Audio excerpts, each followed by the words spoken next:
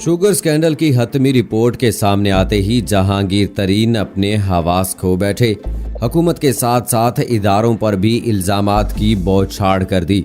Panama case में नवाज शरीफ के खिलाफ फैसले से मुताल्लिक अहम राज से पर्दा उठा दिया। मुल्क में नया तूफान बर्पा हो गया। बिस्मिल्लाहिर्रहमानिर्रहीम। अस्सलाम वालेकुम दोस्तों, नई वीडियो में खुशामदीद। दोस्तों, कोरोना के आने से कुछ अर्सा पहले ही पाकिस्तान में एक और बड़ा बवाल भी मच चुका था और ये बवाल और कोई नहीं बल्कि मुल्क में एकदम से पैदा होने वाले चीनी के बहरान का था। पाकिस्तान में एकदम चीनी का ऐसा बहरान पेश आया जिसने सबको परेशान करके रख दिया। चीनी की अदम दस्तयाबी का फायदा उठाते हुए जखीरा अंदोजों ने भी मैदान में ऊंची छलांग लगाई और मुल्क की गरीब आवाम को महंगे दामों चीनी बेचना शुरू कर दी। जब इस मामले को मीडिया और अपोजिशन ने हवा दी तो वजीर आज़म इमरान खान ने इस मामले की तहकीकात के लिए FIA को जिम्मेदारी सौंपते हुए जल्द अज जल्द रिपोर्ट पेश करने का हुक्म किया। लेकिन जब इब्तदाई रिपोर्ट सामने आई तो इसने हुकूमत के अपने ही खिलाड़ियों को क्लीन बोल्ड कर दिया।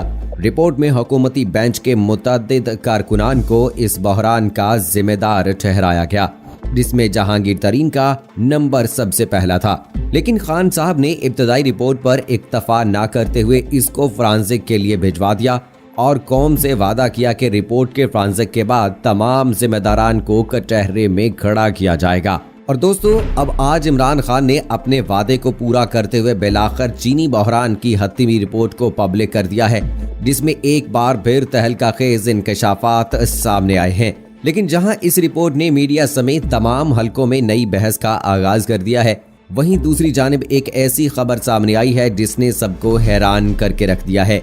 जी हां दोस्तों, खबर के मुताबिक इमरान खान के देरीना साथी जहांगीर तरीन ने हुकूमत को बड़ा धचका दे दिया है। आखिरकार जहांगीर तरीन ने शुगर स्कैंडल में अपने नाम को पब्लिक करने का गुस्सा निकाल लिया है।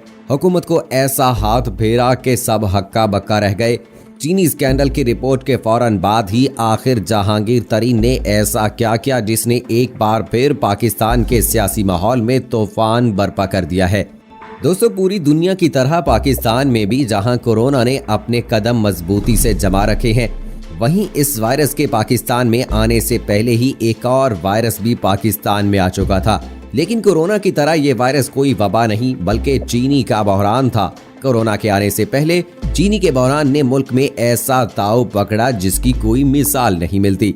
और इस मौके का फायदा उठाते हुए दुकानदारों ने भी गरीब आवाम की जेब काटते हुए इन दिनों पाकिस्तान में नायाब चीनी को महंगे दामों फरोख्त करना शुरू कर दिया। लेकिन इस मामले को उठाते हुए जब मीडिया और अपोजिशन ने हुकूमत पर दबाव डाला तो हुकूमत ने इस मामले की तहकीकात का हुक्म देते हुए FIA को इसकी रिपोर्ट जल्द अज जल्द पेश करने का कहा। इब्तिदाई रिपोर्ट के सामने आते ही खुद हुकूमत पर ही ऐसा क्रैकर गिरा जिसकी शायद किसी को उम्मीद न थी, क्योंकि इस रिपोर्ट में ये इंकशाफ सामने आया कि पाकिस्तान के अवाम को लूटने वालों में सरे फहरिस्त खान साहब के अपने जानशीन जहांगीर तरीन हैं, जिनके जहांगीर के साथ ही खुसरो बख्तियार के भाई और मुने सलाही ने भी खूब माल कमाया है। लेकिन खान साहब ने इस इब्तदाई रिपोर्ट पर इक्तफा न करते हुए इसका फ्रांसिक करवाने का फैसला किया और अवाम से वादा किया कि रिपोर्ट के फ्रांसिक होने के बाद जिम्मेदारान को सजा दी जाएगी। और दोस्तों, आज बिलाखिर इस रिपोर्ट को पब्लिक कर दिया गया है और एक बार फिर इब्तदाई रिपोर्ट की तरह इस बार भी जहांगीर तरीन को इस बहरान का गॉडफादर डिक्लेयर कर दिया गया है।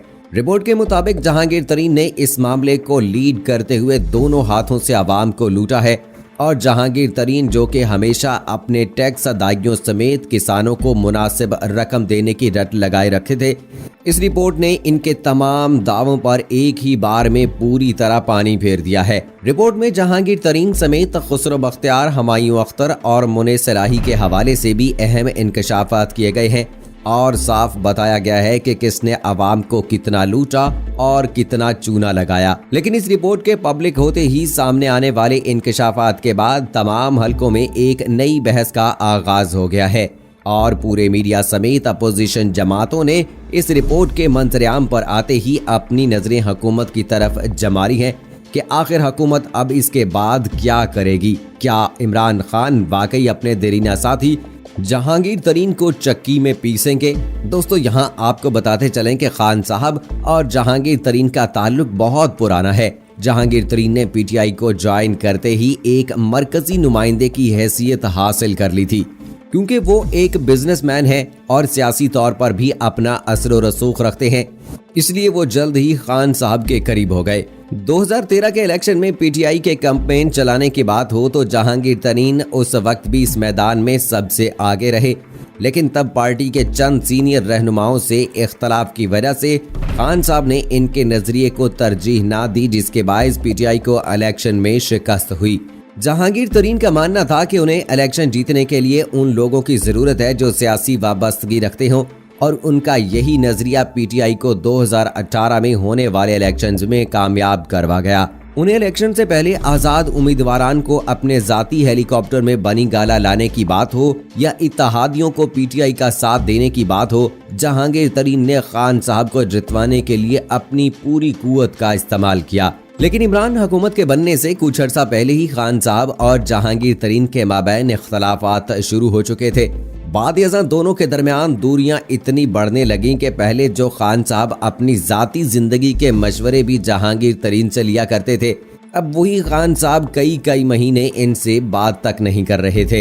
यही वजह है कि जब चीनी स्कैंडल की इब्तदाई रिपोर्ट सामने आई तो जहांगीर तरीन, जो इस वक्त मुल्क से बाहर थे, उन्होंने वापस आकर सबसे पहले खान साहब को एतमाद में लेने की कोशिश की, जिसमें वो पूरी तरह नाकाम रहे। दोनों के दरमियान इख्तलाफात इस कदर बढ़ गए थे कि खान साहब ने इस मुलाकात के बाद जहांगीर तरीन से फिर मिलना भी पसंद ना किया, जबकि जहांगीर तरीन खुफिया दरवाजों से खान साहब की मिन्नतें करने की कोशिश करते रहे, लेकिन खान साहब उन्हें बिल्कुल घास ना डाली। लेकिन अब फ्रांसिक रिपोर्ट के सामने आते ही जहां ये गुमान किया जा रहा था कि अब जहांगीर तरीन हुकूमत के आगे घुटने टेक देंगे, तो शायद इसका कोई चांस नहीं। जी हां दोस्तों, आपको बताते चलें कि फ्रांसिक रिपोर्ट के सामने आते ही जहांगीर तरीन हुकूमत पर फट पड़े हैं। जहांगीर तरीन ने हुकूमत पर धड़ाधड़ इल्जामात की बरसात कर दी है, लेकिन हुकूमत के साथ साथ जहांगीर तरीन ने इस बार इदारों को भी अपनी तनकीद का निशाना बनाते हुए इन पर इल्जामात की कतार बांधी है। जराये के मुताबिक हतमी रिपोर्ट के सामने आते ही जहांगीर तरीन आग बगूला हो गए और हुकूमत समेत इदारों पर भी इल्जामात के तीर बरसा दिए। एक निजी चैनल को इंटरव्यू देते हुए जहांगीर तरीन ने बताया कि इनको इस मामले में सरासर फंसाया जा रहा है, जबकि इनके खिलाफ कोई भी सबूत मौजूद नहीं है।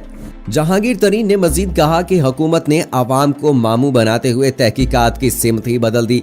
जहां ये तहकीकात महज चीनी की बढ़ती हुई कीमत पर होनी थी कि चीनी की कीमत पिछले 2 माली सालों में क्यों बढ़ी, वहीं हुकूमत ने बड़ी चालाकी से इस तहकीकात का रुख मोड़ते हुए इसको ये रंग दे दिया कि किसने कितना खाया और कितना कमाया सब सामने आएगा।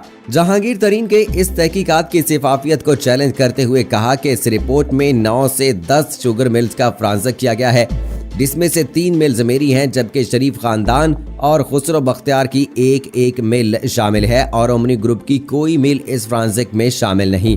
उन्होंने कहा कि तहकीकात का ये अमल साफ वाज़े करता है कि मुझे जानबूझकर फंसाया जा रहा है। जहांगीर तरीन ने अपने ऊपर लगाए गए तमाम इल्जामात को मुस्तरद करते हुए हुकूमत को चैलेंज किया कि आप बेशक मुझे फंसा लें, लेकिन कोई इस गुमान में ना रहे कि मैं इतनी आसानी से फंस जाऊंगा।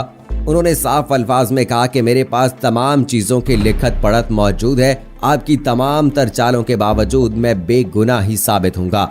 इसके साथ जहांगीर तरीन ने असद उमर समेत वज़ीर आला पंजाब को भी अपने गुस्से की आग में हाँकते हुए कहा कि सब्सिडी पंजाब हुकूमत ने दी तो इसका जवाब वज़ीर आला से लें, जबकि चीनी की एक्सपोर्ट की इजाजत ईसीसी के चेयरमैन असद उमर ने दी तो आप उनको भी कटहरे में खड़ा करें। लेकिन दोस्तों, जहांगीर तरीन का गुस्सा महज यहाँ ही नहीं थमा। उन्होंने हुकूमत के साथ साथ इदारों पर भी इल्जामात की बौछार कर दी।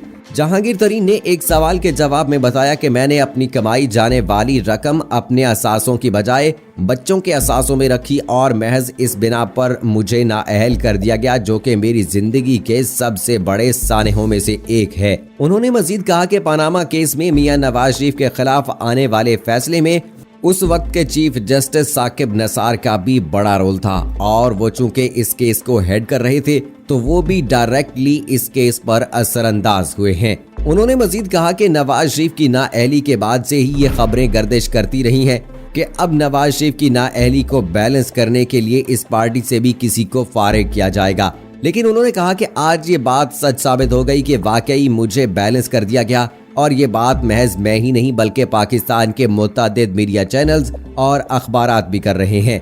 दोस्तों, हतमी रिपोर्ट के सामने आते ही जहांगीर तरीन ने जिस गम और गुस्से के साथ हुकूमत और इदारों पर तनकीद के तीर चलाने शुरू कर दिए हैं, इससे एक बात तो वाज़ेह है कि जहांगीर तरीन इस रिपोर्ट में अपने नाम को लेकर बिल्कुल खुश नहीं, इसीलिए उन्होंने हुकूमत के खिलाफ मुंह खोल दिया है। हुकूमत से इख्तलाफात अपनी जगह, लेकिन जहांगीर तरीन को इदारों पर इस तरह तनकीद नहीं करनी चाहिए थी। और पाकिस्तान की तारीख का एक बड़ा स्कैंडल जिसमें मुल्क के साबिका वजीर आजम को सजा हो चुकी है, उसके हतमी फैसले पर जहांगीर तरीन का ये जवाब एक नई कयामत बर्पा कर सकता है। अब देखना ये बाकी है कि हुकूमत इस हवाले से जहांगीर तरीन के खिलाफ क्या एक्शन लेती है, और क्या वाकई हेलीकॉप्टरों में भिड़ने वाले जहांगीर तरीन अब जल्द ही जेल की सलाखों के पीछे होंगे। इसके लिए तो अभी कुछ इंतजार ही करना होगा। अगली वीडियो तक हमें इजाजत दीजिए। फी अमानिल्लाह।